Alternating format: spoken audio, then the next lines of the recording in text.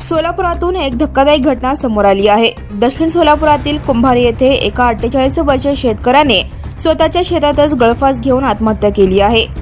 मृत शेतकऱ्याचे नाव शिवानंद बसवेश्वर जवळे वय 48 असे आहे। ते कुंभारी येथील रहिवासी होते। ही घटना आज 28 एप्रिल 2026 रोजी दुपारच्या सुमारास उघडकीस आली।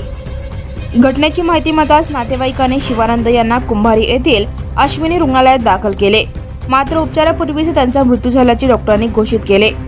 मृतदेह शवविच्छेदनासाठी सोलापूर येथील श्री छत्रपती शिवाजी महाराज सर्वोपचार रुग्णालयात पाठवण्यात आला आहे।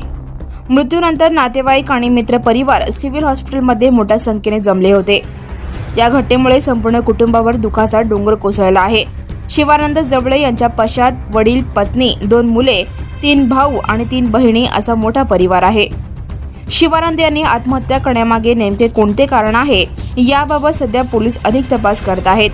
शेतकरी आत्महत्येची ही घटना सोलापूर जिल्ह्यातील शेतकऱ्यांच्या वाढत्या संकटाकडे लक्ष वेधते।